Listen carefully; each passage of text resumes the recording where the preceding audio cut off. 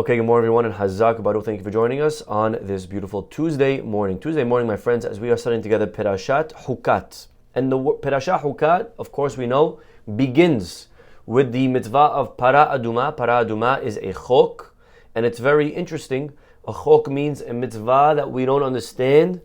It is very interesting when the Perasha is not only called Perashat Hukat, and it doesn't only begin with a mitzvah that's a chok, the mitzvah of Para Aduma, but really the whole Perasha you read is filled with things that we don't understand. We read about the death of Miriam, the tzaddiket. We read about the death of Aharon, the tzaddik. We read about Moshe Rabbeinu, who was decreed that he's not going into the land of Israel for something that's very hard to understand. The whole Perasha is a chok, my friends, from A to Z. You see, chukim are not only commandments.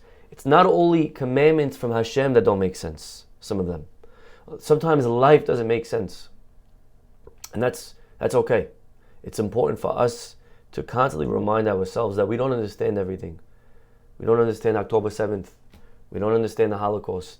We don't understand why innocent babies sometimes get taken from the world. We don't understand things. This is Hashem. And the same way mitzvot not always make sense to us, sometimes life doesn't always make sense to us. But that's part of what a chok is. That's part of emunah, my friends. Part of emunah means I trust in the Creator. I trust that although I don't understand, but He understands. And for me, that's enough. And so our parasha goes from the Para Aduma, from the red heifer, which is again a mitzvah that doesn't make sense. That if you're not clean, then the ashes of a red heifer now make you clean. Like, that doesn't make sense. But there is a reason. Hashem knows why. He told Moshe why. Some people knew why. And, even, by the way, there is, I can't explain to you every part of the red, but I could explain to you a little bit why a cow. Yeah, I could tell you why a cow. This is brought down, I believe, in Rashi. The commentaries say, very simple. Why is there death in the world at all? Why is a guy die? The reason death happens, the reason people die, that now you could touch that dead body in the first place, death is because of the sin of the golden calf. The people bow down to a golden calf. So you need now a calf, a mother cow, to come and clean up, so to speak, that death. So that's why the ashes of a red cow, the mother has to clean up after her baby. So we sinned with the baby cow, so we need a big mommy cow to clean it up. That's a simple, not simple, it's a little bit deep actually, but on a simple level to understand how there is somewhat of a correlation. Either way, my friends, today I want to begin and study with you together the story of Moshe and the rock, okay? And we're going to not get through the whole story, but I want to begin the story. Let us read the Pesukim, chapter 20. If you have a Chumash, please open it up. I'm as well opening my online Chumash so that we can read together chapter 20 in the book of Bamidbar. Here we go. ויבואו בני ישראל כל העדה מדבר סין בחודש הראשון וישב העם בקדש. The Jewish people arrive at Midbar Tzin on the first month. Okay? Vayeshev ha'am bekadesh, and the people settle in Kadesh, somewhere in the Sinai Peninsula, I believe. Vatamot sham Miriam vatikaber sham. Miriam dies and she's buried there. Velo haya ma'im la'eda, there was no water. Vayikahalu al Moshe ve'al Aharon, so the people gather against Moshe and against Aharon. Vayarev ha'amim Moshe, and the people complain against Moshe. And they say to him, if only we died like the rest of the people. This is the worst type of death. Thirst and hunger. Right? There's a pasuk in Megillat Echad. The pasuk says that unfortunately in the time of the destruction of the first temple, people died with the sword. People died with hunger. The pasuk in Echad says, those that died with the sword were much luckier than those that died in hunger. Dying in sword is quick death. It's this death of hunger. It's slow. It's painful. They come and they say, Moshe, we wish we died in the plague. We're suffering. We're dying. We're thirsty. Please, give me some water. We know that with Miriam's death, the water was gone. We had in the desert, if you remember, there were 3 constant miracles. Right? We had water, we had clouds, and we had man. The water was in the merit of Miriam, the clouds were in the merit of Aharon, and the man in the merit of Moshe. When Miriam died, we lost the water. When Aharon died, we lost the clouds. When Moshe died, we lost the man. Okay? So over here, Miriam dies, and the next pasuk, there's no water, which makes sense now because she was the one who was bringing the water, her merit. So they come and they complain, why'd you bring us to a desert to die? Us and our children and our crop, our animals, cattle. Why'd you take us out of Egypt? There's no planting. You promised us a land of milk and honey, Moshe. There's no milk, there's no honey, there's no grapes, there's no pomegranates, there's no nothing. Moshe and Aaron didn't know what to respond, so they come to the opening of the Mishkan, they fall on their face, and Hashem comes, and God comes and now responds. Take the staff, gather the people, you and Aaron your brother, speak to the rock in front of them, and it shall bring water. And you can draw water from the rock. Give them and their cattle to drink. So, very simple. God says to Moshe, take a stick and go out and speak to the rock, and it'll bring forth water. Moshe takes the staff that was in front of God, like commanded. Moshe and Aaron gather everyone to the rock. And he says, listen, you rebels. You want us to get you water from this rock? He raises his hand. And he strikes the rock 2 times. And a lot of water came out. And everyone drank and was happy. Except for Hashem. Hashem was not happy. God comes and now says, because you didn't believe in me, to sanctify me in front of everyone, you will not bring the people into the land. It's not going to be you and Moshe and Aaron. Because of these waters of strife. Period. End of topic. Wow. So here we have a story that seemed like a very simple story, a miracle story, a beautiful story, happy ending, and then all of a sudden, last second, plot twist, God says, wrong, I'm angry, you messed up, shame on you, you're not going to Israel, bang. The question is, whoa, what happened? What happened? What did they do wrong? What did they do wrong? So let us begin with the Ora Hayim from the beginning of the chapter. We'll go back to chapter 20, Pasuk 1, Pasuk Aleph. Vayavo'u b'nei Yisrael kol ha'edah. Excuse me. The Jewish people, everyone. Ask the Ora Hayim, Lama utzrach lomar kol ha'edah. What are you adding with the entire assembly? Just tell me, the Jewish people, what's the entire assembly adding? So he says, our rabbis told us that sometimes the Jewish people are referred to by different names. Yeah? I'll give you a couple of seconds. Feel free to write in the chat. What are different names that we are referred to by God in the Torah? We're called sometimes what? Bnei Yisrael. I just gave you one, easy one. There's another way to refer to us besides Bnei Yisrael. Baruch atah Adonai Eloheinu melech haolam she'hakol niyeh baro.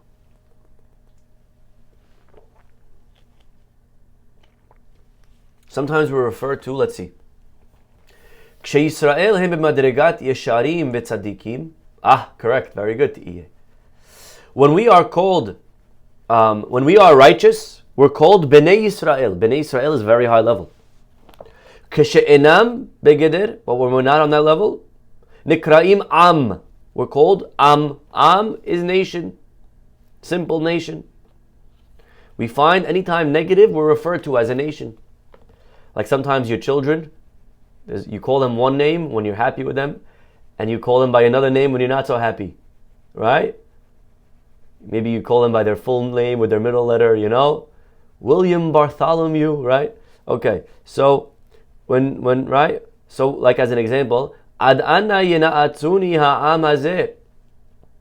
Hashem says, how much longer will this nation complain? And it's called Am. Harbe pa'amim yukarem ha'katuv Bnei Yisrael. And many times we're called Bnei Yisrael, which is again a beautiful title. V'hagam she'imatzun b'hem harbe asher enam re'uim gadel zeh. Now, even when the title Bnei Yisrael is used, it doesn't mean that everyone is righteous. It means rov, majority. So here the pasuk says like this: Vayavo'u Bnei Yisrael. Here, they're not only Bnei Yisrael, but Kol Ha'edah, the entire assembly, is B'Shem Yisrael. Everyone is righteous in this story. Beautiful. Why is Torah going out of its way to tell me that everyone is righteous? Shalosh sibot, 3 reasons. Number 1. Because we're about to read about the episode of the waters. Now rabbis say, Moshe al yadam. Moshe, one of the reasons he was punished is because he called them rebels. Shim'una hamorim. Listen, you rebels. He calls them rebels. So Torah had to preface the story that they're not rebels. They were all holy. They were all Vayavo'u Bnei Israel Kol Ha'edah. Everyone came together. They were all righteous. So he's mislabeling them when he calls them rebels. So that's one reason why the Torah is telling us that they're all tzaddikim over here. Number 2, Lahagdil Ma'alat Miriam, to tell you how great Miriam is. Shehagam Shekol Ha'edah yu tzaddikim. You're talking about an entire generation that's righteous. Lo amad zichutam le'amid lahem be'er mayim shaya b'schud Miriam. Didn't help. It did not help. It did not help that everyone was tzaddikim to bring water. Once she died, the water was gone. The be'er, the well, left. Just think about that. Everyone's righteous, but they weren't equal to the righteousness of Miriam and the merit of the water that she was able to bring. Shelishit, the 3rd reason why we're telling you that they're all righteous.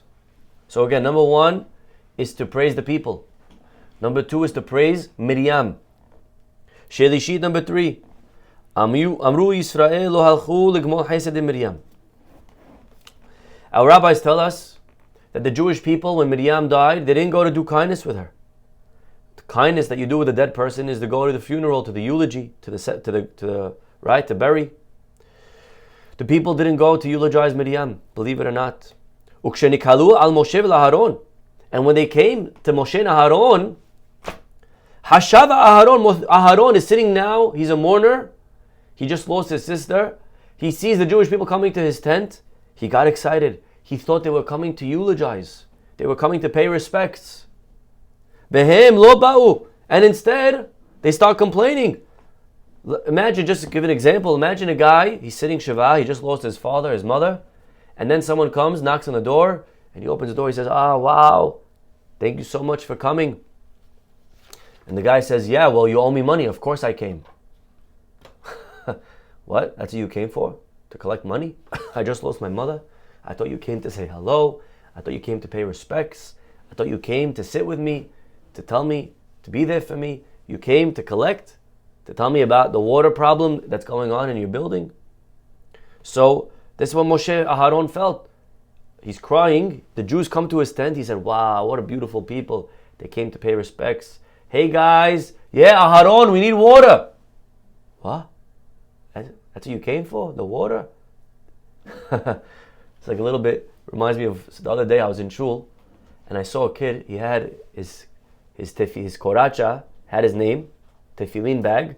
It had on the tefillin one, it didn't have his full name, it had just the initials. So the big talit had his full name, and then the small one, it had his initials. His initials were Nun Samach. Nes, miracle. I went over to him. I said, you know, and I knew this kid. He was an old student. I haven't seen him in years. I went over. I said, you know, I want to tell you, you're a miracle. He looks up. He says, wow, wow, why? He says, you're a walking miracle. You should know that. So he started crying. He said, wow, Rabbi, thank you so much. That means so much to me to hear.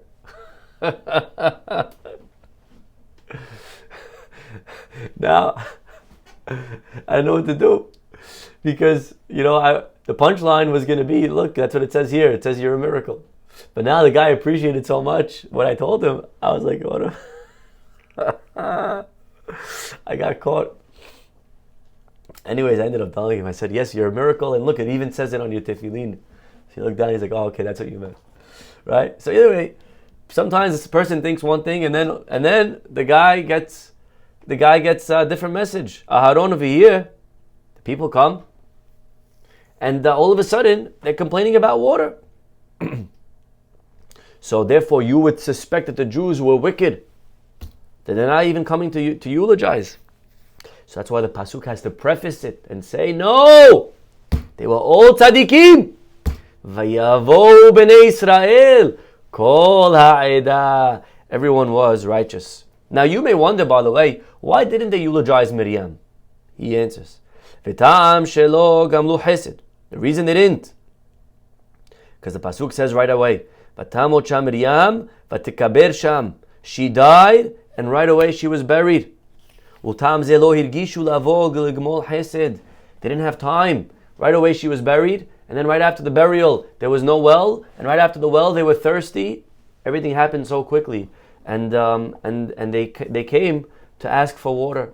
It wasn't like there was time to eulogize, and therefore don't find them faulty for not eulogizing Miriam. Pasuk saying they're all holy. They're all holy. Okay. Pasuk, next pasuk, right? Sorry, end of the pasuk. Vatamot sham. She died there and was buried there. Miriam is buried in the desert. Interesting.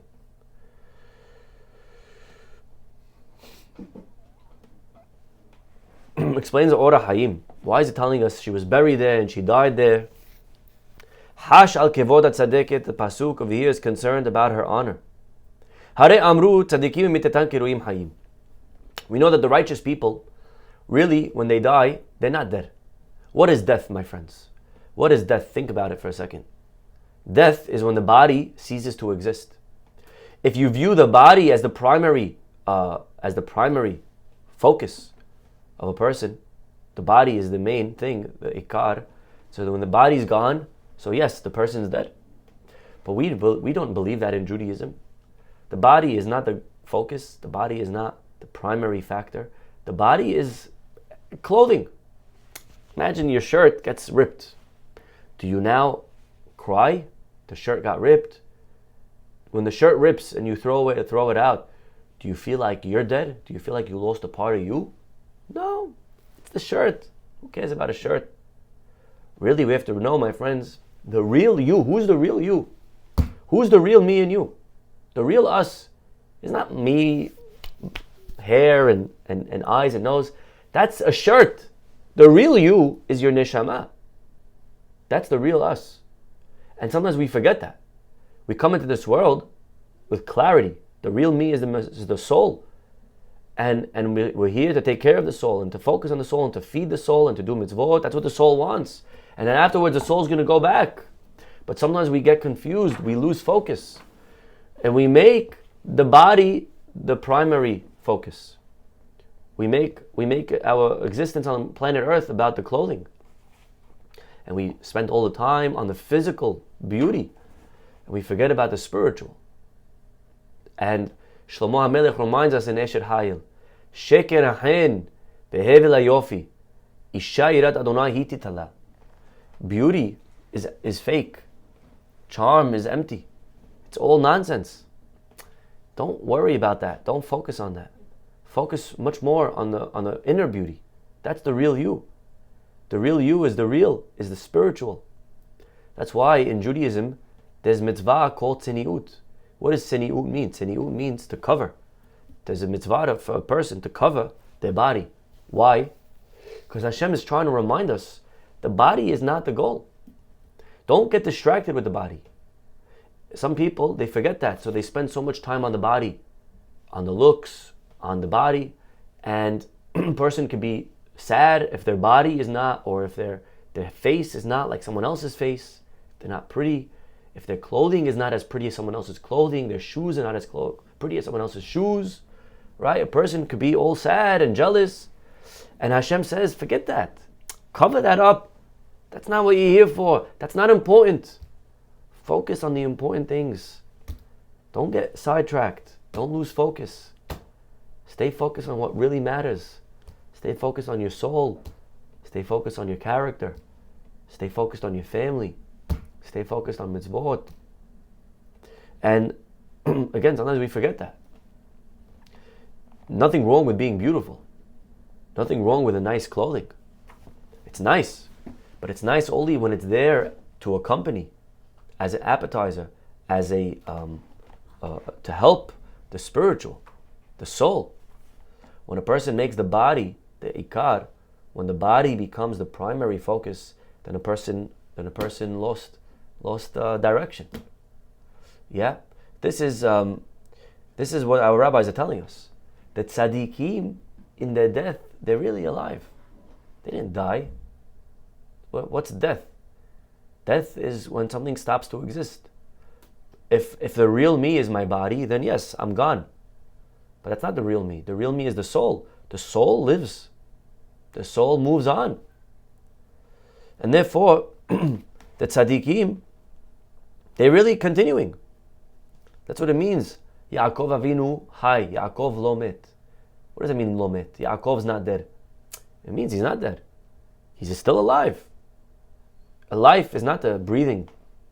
The life is the spiritual. The soul is here. It's alive. We talk to the soul. We say Kaddish. We're elevating. The soul is a soul. So it's important not to forget that. Not to allow our physical outer beauty to determine our success. That's all nonsense. The real beauty. Isha yirat Hashem. Real beauty is fearing of God. The inside. That's a beautiful person. That's a beautiful person. Again, in the world that we live in, that's not the case. The world that we live in, they'll tell you the opposite. They'll tell you it's physical and cosmetic and all of the money that's paid, that's spent on the outside. And we can't get distracted. As Jews, we know much more than that. We know better than that. You know what it's like? It's like a guy who has a bunch of diamonds in a treasure chest. And then, when he wants to wear one, he takes it. So too, the tzaddikim in this world, it's like they're in the chest. When Hashem wants a tzaddik, He takes him. He takes him to Him. And He brings him onto He wears him, right? So a death of a tzaddik is God's way of saying to the tzaddik, I want you closer to me. You hear that said at funerals many times. But the source I'm seeing over here is the Orah Hayim. Okay? The Orah Hayim is quoting it. Hashem says, I want the tzaddik close to me. So therefore, that's what it means. Vatamot Sham. Sham. She only died there. But she's really in another place, alive. That's what the word Sham means. The death only happened down there on planet Earth. But in another reality, in the spiritual realm, she's still alive. That's the answer of the Orah Hayim. Beautiful answer. Rabotenu Amru, our rabbis gave another answer, and they're both true. Shiv'im panim la Torah. Our rabbis gave a second answer. What does it mean? Vatamot Sham. It's to connect to Moshe. Moshe, the pasuk says, Vayamot Sham Moshe. Moshe died there. And the pasuk tells us by Moshe, how did he die? He died the death of the kiss. Neshika, it's called. It's the most coveted thing that a person could ever want, is to die through Hashem's kiss. The tzaddikim, they pray for this. they drool, they dream, they wish for this. Aharon, when Aharon died, he died through the kiss. And Moshe, it says over there, that when he saw Aharon go with the kiss of God, he was so jealous. This is a good type of jealousy. This is the jealousy that's supposed to be. We're allowed to have. This is kinat sofrim. And Aharon, when Aharon died like that, Moshe died like that. What about Miriam? Did she die like that? Does it say? It doesn't say by Moshe and Aharon. It says al pi Hashem. It says by the mouth of God. The mouth, Hashem's lips, he took them. He's right. Hashem, he blew life into man, and then he drew it back with the lips. That's the highest level of attachment to Hashem. It doesn't say al pi Hashem by Miriam. So you would think maybe she didn't die with the kiss. So the pasuk says vatamot sham. She died sham. The same way by Moshe it says vayamot sham. By Miriam, vatamot sham, to draw a parallel, a connection between the way she died and the way he died. Just like he died with a kiss, she died with a kiss.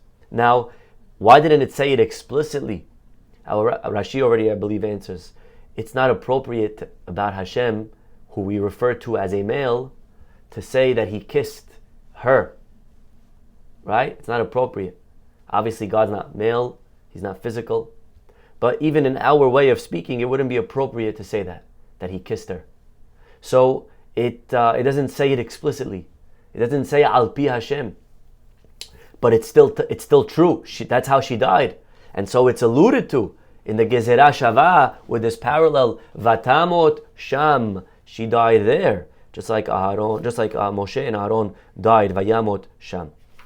Okay, beautiful. Beautiful.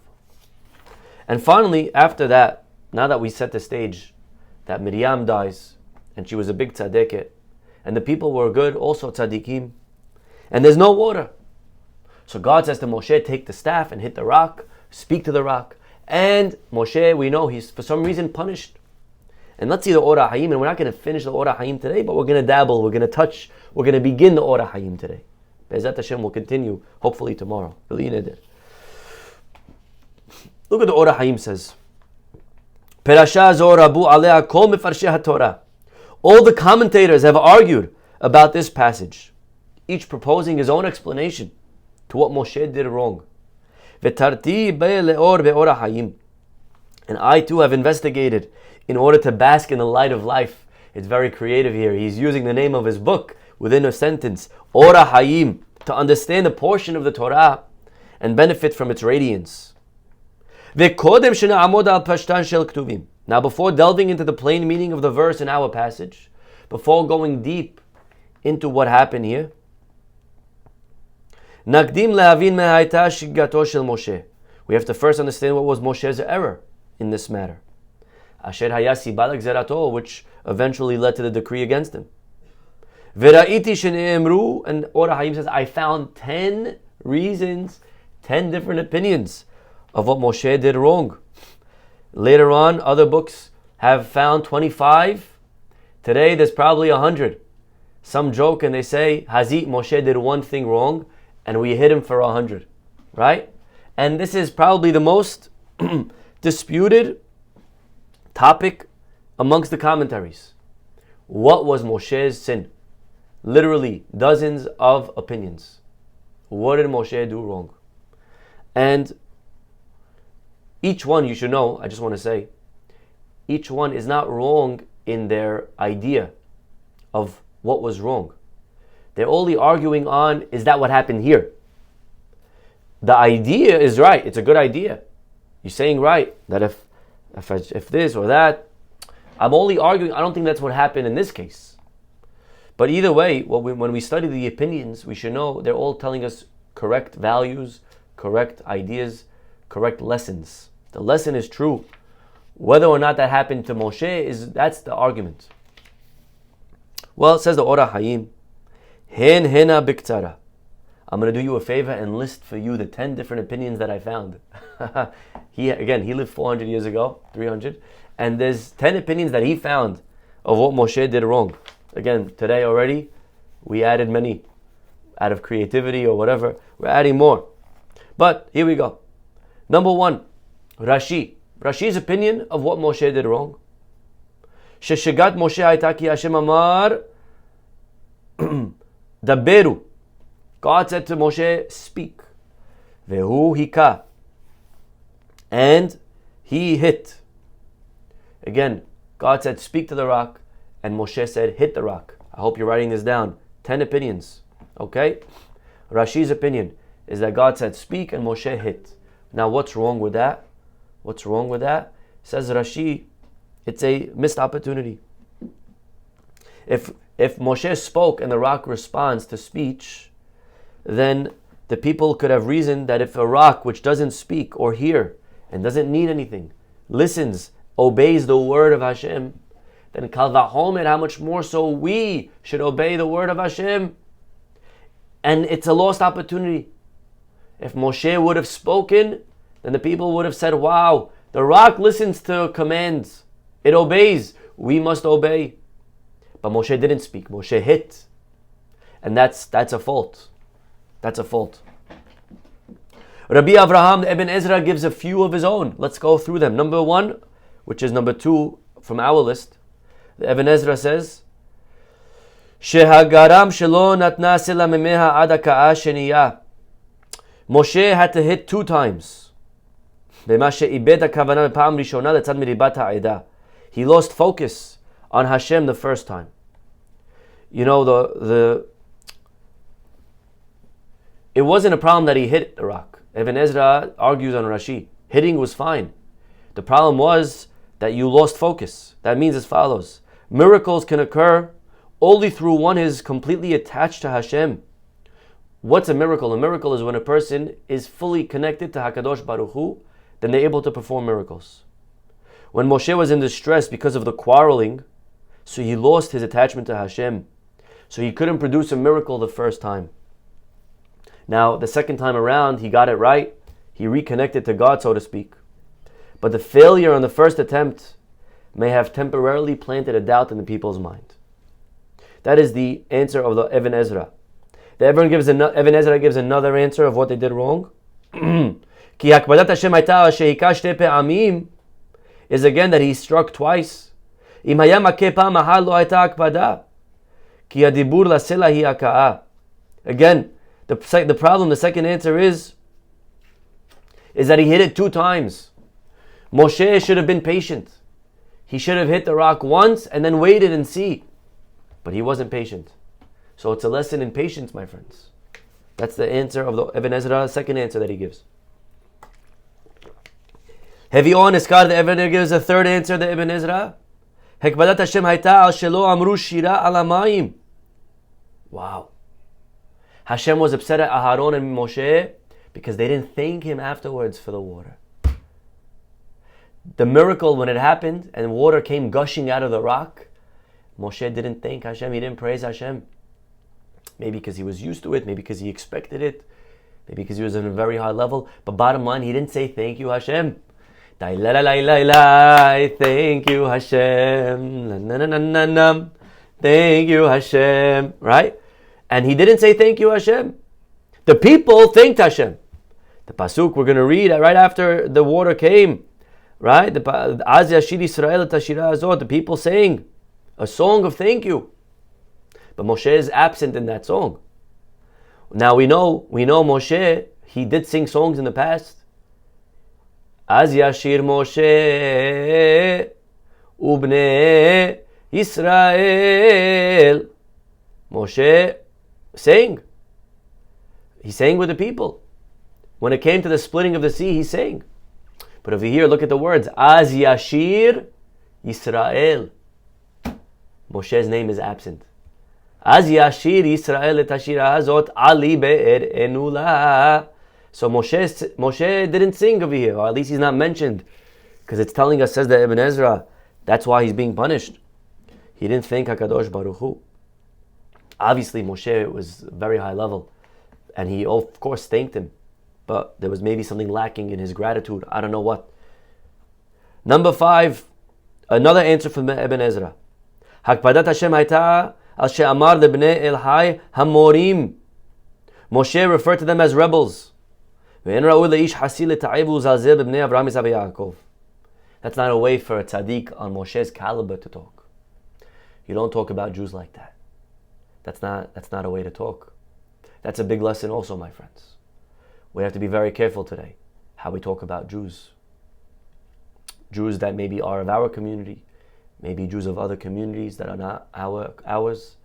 We be very careful. We cannot refer to Jews, oh, those Jews, they this. Those Jews, they that. Haz v'shalom, to refer to Jews in a negative way. They're the sons of Abraham, Yitzhak, and Yaakov. We can never forget that.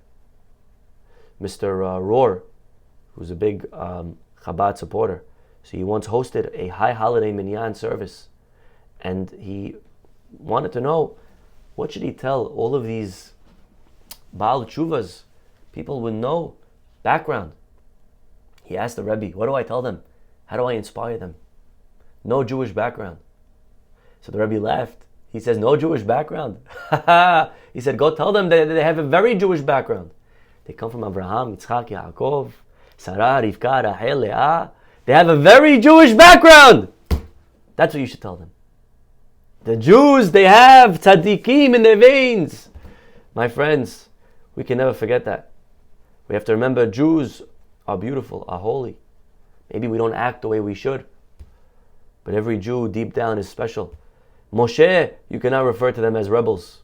That's not what they are. They're holy. Don't talk like that. Especially you, Moshe, you're a high level person. You can't talk down. Yeah, the Yortzeit is today. You cannot talk down. You cannot talk down. Number 6. Harav Moshe Perash, the Rambam explains, Ki ikpid Hashem alav asher intragez al ha'edah. The Rambam says Moshe's crime was that he got angry with the people. According to the Rambam, it was a problem of anger. Anger. Now, what is wrong with Moshe getting angry? One of two things. If Moshe gets angry, and it wasn't really representing Hashem's anger, then that's a flaw in Moshe. Wow, thank you so much. Thank you for praying for me. Zechuto yagen aleinu. We should be zochet to be a light onto the world, to spread Judaism and the values all over. Baruch Hashem, like the Rebbe sent all over the world. Zechuto yagen aleinu. Thank you so much. I need the prayers. Thank you. It should be a zechut for you and your children as well, and your family, your wife. Bezat Hashem. Okay. The Rambam says Moshe got angry. Now again, if God really wasn't angry, so the anger is of Moshe's own, accord. So now Moshe got angry as he shouldn't have. That's a flaw. That's a big flaw. Losing it, it's not something for a person on Moshe's caliber to do, right? Now again, if the people viewed it as a full failing on his part, it's a chilul Hashem. Hashem's name is desecrated when great men display a weakness of character. That's important to remember. When great people fall short of great character, that's a chilul Hashem. Again, we lose it all the time. We speak negatively all the time. But when you see a big rabbi, when you see a big leader, when you see a big person who's supposed to be no better, they're human. Of course, people make mistakes. But when we see them do the wrong thing, so it's a chilul Hashem. We have to remember, my friends, we're all leaders. You may not think you're a leader, but you're a leader. You're a leader in your family. You're a leader in your friend group. You have your leader in the shul. You're a leader somewhere, right? Your company, people look up to you. When they see you lie, they think it's okay to lie. When they say you cheat, they think it's okay to cheat. When they see we steal, when they say whatever we do, however we talk, we have to be very careful. We have to make sure that we are setting correct precedent for the people around us. So Moshe getting angry is a chilul Hashem. Now, that's option A, if the anger is on his own. Now, if the anger was just him expressing Hashem's anger, because Hashem was angry, so then the people now think that Hashem's angry at them, which wasn't the case. He wasn't angry at them. So either way, it's a chilul Hashem. if he's representing himself, if he was representing the people, Kadosh Baruch Hu, excuse me. That is number 6 of the Rambam. Number 7. What did Moshe do wrong? 7th opinion. Rabbeinu Hananel, and that's the Ramban Nachmanides. Hakpadat Hashem hayta al asher amar notzi lachem mayim. Moshe, he took credit. He said, we are going to take water. Velo amar yotzi lachem. He didn't say Hashem will take water. Mizeh ta'u Yisrael v'hashvu ki hem bechmatam osim et ha'maaseh. Now the people mistakenly thought that Moshe on his own is going to take out the water through some miracle, and not HaKadosh Baruch Hu doing it. Taking credit for yourself instead of giving credit to where it's due. And that's why God said, Lo he'emantem bi lehakdisheni. You didn't believe in me. It doesn't say lo he'emanta. You didn't believe in me yourself. It doesn't say lo emantem bi. It says lo he'emantem. You didn't cause others to believe in me. It was causative. It was that Moshe and Aharon had a missed opportunity. They could have made God great again in the people's eyes. And they didn't. Right? It wasn't what they did to themselves, it was how they caused Hashem to be viewed in others' eyes. That was Rabbeinu Hananel and the Ramban. Number 8, Rabbi Moshe HaKohen. Rabbi Moshe HaKohen says, "Hakbadat Hashem hayta al ma'amar Moshe haminazeh la'azeh, bekavanat Moshe hayta letzad yichotto im lo b'koach hanehedar. V'chashvu anashim shelo yuchal Hashem leotzi mayim min hasela." Moshe says to the people, you think I could bring water from this rock? Now, what did he mean by that? He meant, you think I could do it? I can't do anything. It's all Hashem. That's what he meant to say. But that's not what he said. He said, you think I could do it?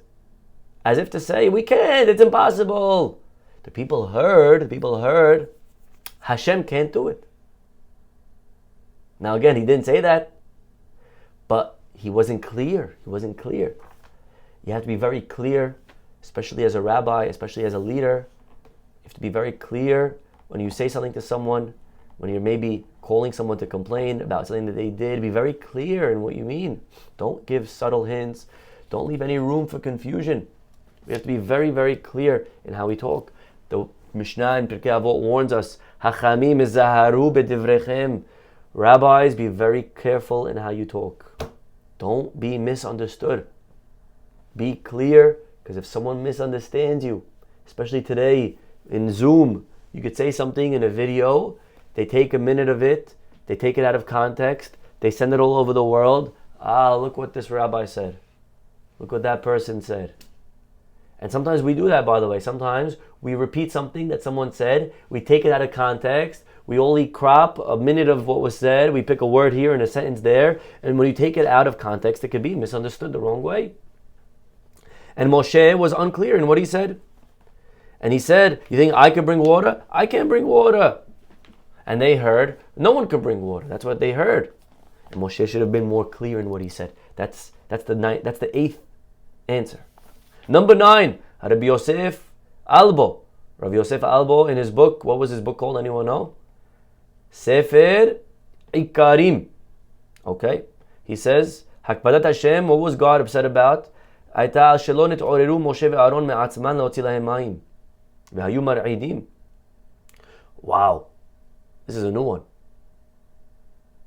He says over here, the problem that Hashem had, the people complained for water. And you're Moshe and Aharon. So what should you do? Go get water from a rock. What are you coming to me for? The fact that they went to Hashem shows a lack of bitachon in their ability as a tzaddik to change nature. A tzaddik gozer hakadosh baruch hu mekayem. Our rabbis tell us tzaddikim have the power to change nature. And from the fact that Moshe and Aharon didn't go with confidence as the tzaddikim of the generation, they didn't go to the rock and hit it and say, we decree that Hashem should bring water. The fact that they didn't do that shows a lack of emunat chachamim in Moshe and Aharon's part. The fact that you didn't go and immediately take action. Why are you coming to ask me?